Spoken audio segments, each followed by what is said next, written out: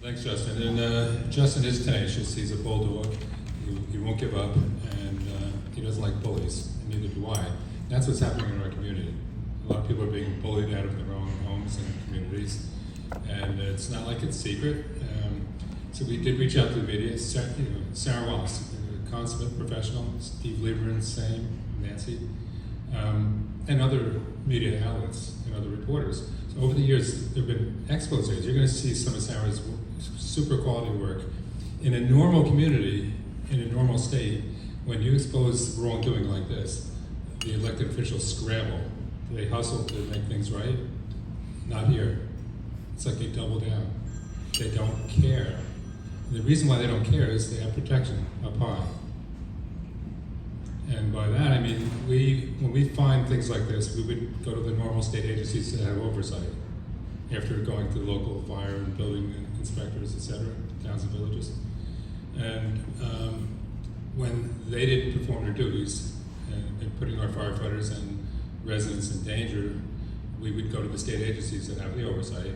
And then I found, starting in 2003, a commissioner said to me, I can't go into some of these communities without permission from the second floor. This came out at a state senator Skoufis hearing in May of 2019, where we said this with the commissioner of building and fire codes in the room with the state attorneys and with this supervisor of the town and half on the room with his attorneys. And a report, 150 pages long, was produced, and it showed the wrongdoing that's taking place and being allowed to continue here. And still nothing has been done to correct it. So numerous other commissioners have told me the same thing from other departments, state ed, state DOT, et cetera, et cetera.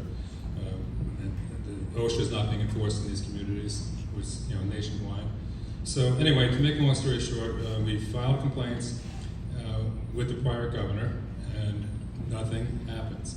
So in January, Justin wrote a letter to the new governor, Governor Hochul, and no response. He met with the lieutenant governor a few weeks ago, no response. So something has to be done here. This is irresponsible, and we are going to lose more communities if this problem is not put under control. And we're not asking for anything. We don't need new laws. We need to have the codes and laws that are in effect right now enforced equally and fairly across every community in New York State. If we did that, we wouldn't have the problems that we're experiencing here. So, and then in the village of Spring Valley, the takeover, we fought, and through Assemblyman 𝗪𝗏𝗪𝗏𝗏 and others, the monitoring system was put in place for 𝗪𝗏𝗪𝗏𝗏 and Spring Valley. It was totally ineffective, and the Evergreen fire is a pretty good example. And a month earlier than that, there was a place called 𝗏𝗏𝗏𝗏 supermarket that burned. It could have killed employees, customers, and firefighters in a beyond dangerous building. They're setting us back 100 years before we have building and fire codes, and we need help. So we're asking people to call the governor's office. We need her to either come down here or send a task force or a committee to address this once and for all. Everyone should be treated the same, equally, fairly, and for people put people's lives in danger and our firefighters in danger, they should pay a 𝗕𝗂𝗏𝗏𝗏 for it. And we don't need new laws, we just need the ones we have enforced. So if everyone could jot down 518-474-8390, 518-474-8390, and just call and leave a message saying, ask Governor Hochul to come down to Rockland County, see what's going on. We need her help. We need her to intercede, to assist us, and enjoy these hard-hitting pieces that Sarah's done over the years. And it's hard to imagine after seeing these that it's allowed to continue, but it is. Stay here. Okay. You Make a Difference, presented to Steve Lieberman, the Journal News LoHub. In appreciation and recognition for outstanding journalism and dedicated service that effectively changed the safety of our community, Atlantic Tomorrow's Office, 2022. Congratulations. Thank you very much.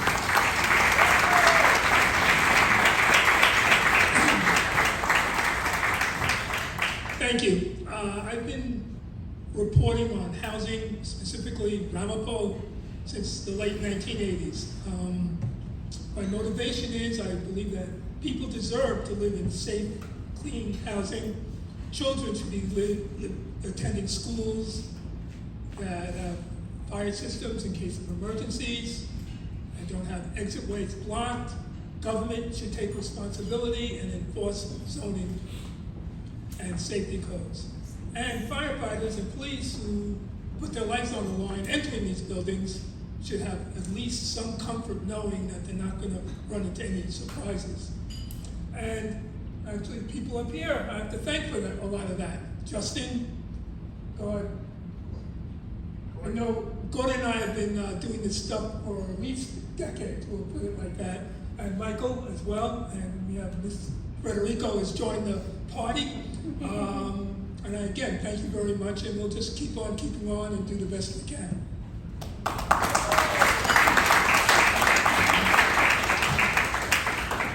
All right, Sarah. Michael, you get to do this one.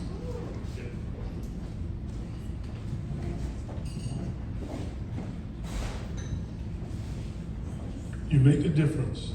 Presented to Sarah Wallace and the 𝗏𝗶𝗀𝗏𝗏 Ford I team in appreciation and recognition for outstanding journalism and dedicated service that effectively changed the safety of our community. Atlantic Tomorrow's Office, 2022. Congratulations.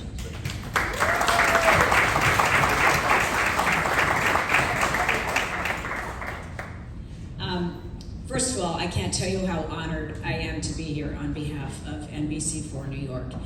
These people standing here are really the heroes of what is happening in the community, and they're concerned about safety. And we are dedicated to making sure that that message gets across continually, and we believe that Rockland County is just as important as New York City and the Mid-Hudson Valley. So we aren't going anywhere. And I personally will keep on this as long as it takes to make sure that there are no longer any people like Jared Lloyd's family who have to suffer what they have suffered, seeing what happened to him and to others, and worrying about that every time a firefighter goes into a building, he or she doesn't know whether or not that building has been cut up into illegal renovations or whatever it is. So we are here to stay and not going anywhere, and I am particularly honored to be a part of this. Thank you. And for those who may not have seen all her reports, I want to thank you again for Mr. Dave Hiller, who put this together.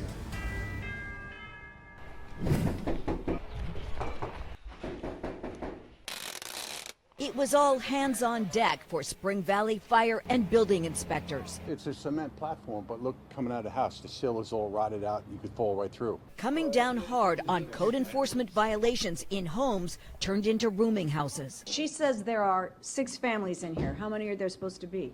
So 3 family, according to the city hall. Some tenants, many of them Spanish-speaking immigrants, let us in too. Bed in the closet. No, it says walk-in closet. Yeah, so we get look in it. Oh, the bed in the... Oh. This room is listed on building plans as a closet. So it's an illegal bedroom. A common problem.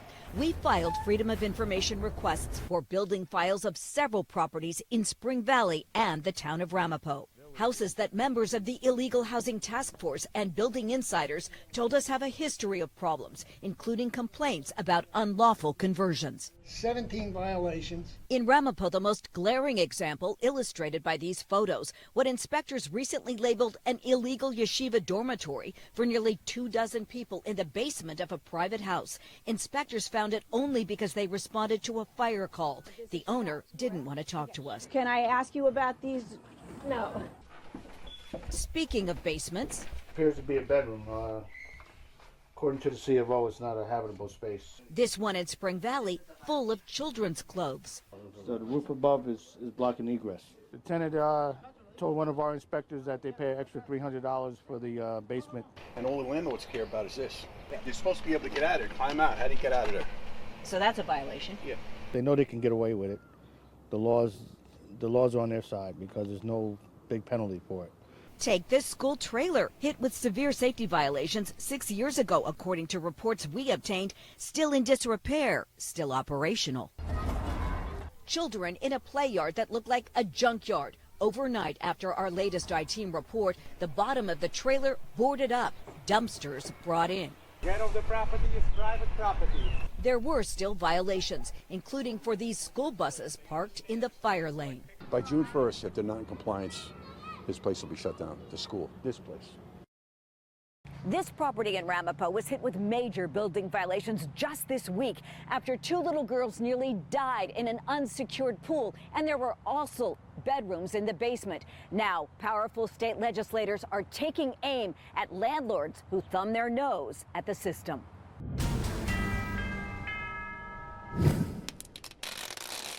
Our I-Team has documented flagrant illegal conversions and code violations over the past several years in the town of Ramapo and village of Spring Valley, including private religious schools erupting into single-family homes without proper permits.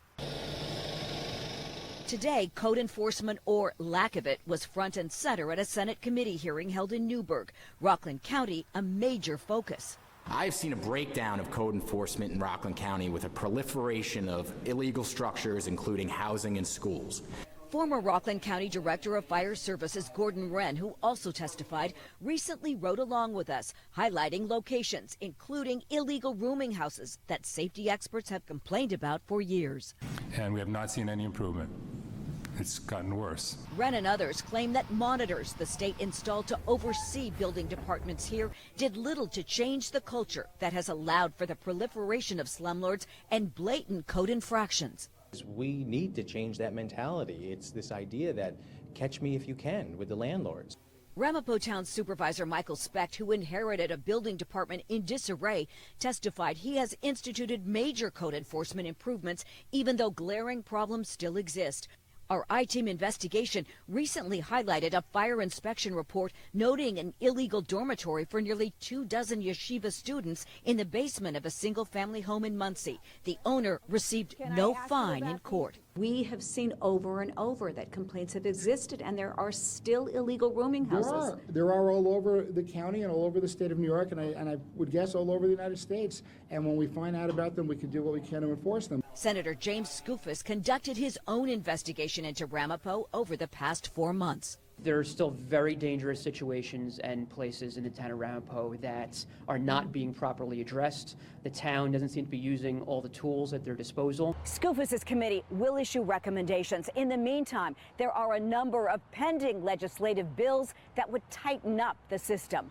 From Ramapo, Sarah Wallace, News 4 New York. The report blames officials at the state level and those in many municipalities for dropping the ball on code enforcement. But the criticism is especially scathing about the town of Ramapo.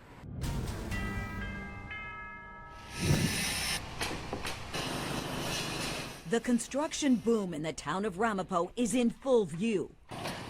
But what you often don't see are illegal conversions behind closed doors, rampant building code violations, issues we've tracked for years along with fire safety experts. The town of Ramapo has severe, egregious, fundamental problems when it comes to code enforcement.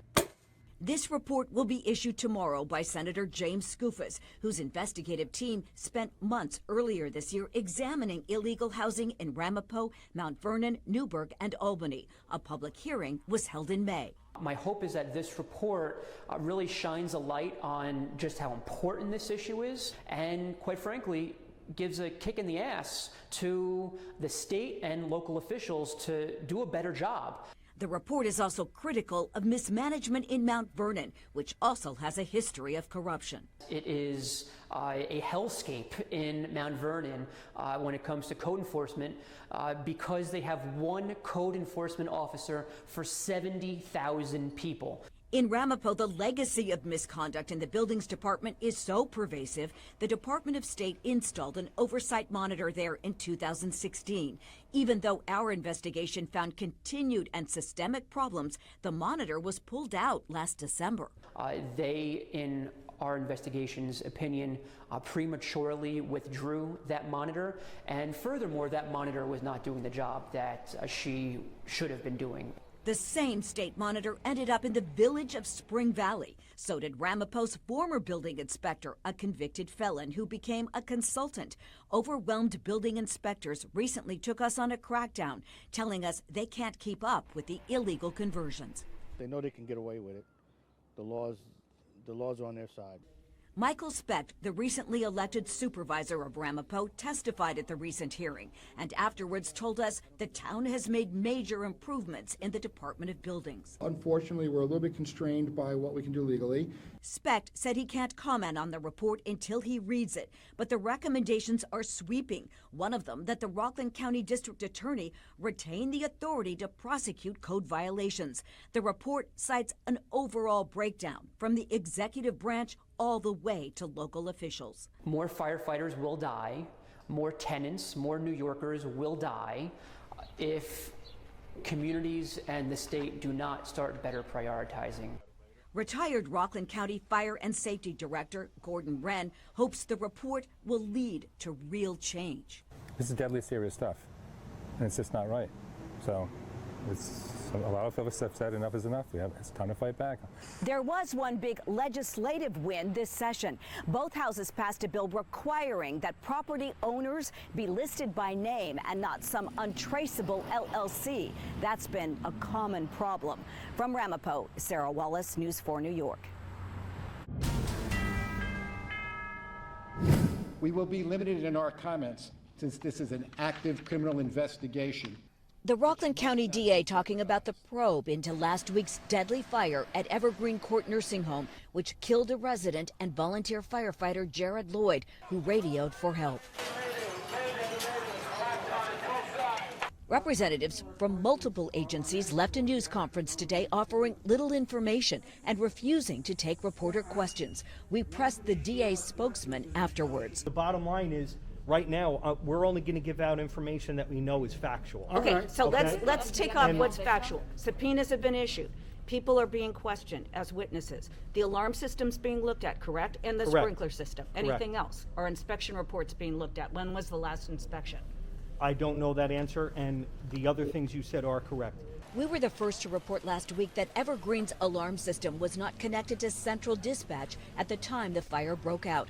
Our sources tell us a similar alarm at nearby Golden Acres, another assisted living facility linked to Evergreen's owners, was also taken offline that same night. It's all part of the investigation. Residents told us they have plenty of concerns and asked us to see the squalid conditions inside their rooms. Okay, this blanket's ragged. This blanket's dirty. I didn't know. I'm blind. Does anybody take care of you in here? Anybody take care? I take care of myself. You got holes in the walls here? Yes. It looks disgusting. The water was dripping down from there. It's from the bathroom. Golden Acres lists 79 residents currently. According to state records, reimbursement rates per person per month range from $1,278 to $3,500. County health inspectors noted violations last spring and fall, which were reportedly addressed. It's dirty all the time. Toilet tissue, poo-poo everywhere on the staircase. The rooms are filthy. As for building code issues, sources tell us in February, village inspectors listed 99 violations, including emergency lights at exits not working, exposed wires, and no working carbon monoxide detectors in rooms. We did not get a response to our lengthy list of questions from the PR company representing the owners, but they have said they're cooperating with the investigation. From Spring Valley, Sarah Wallace, News 4 New York.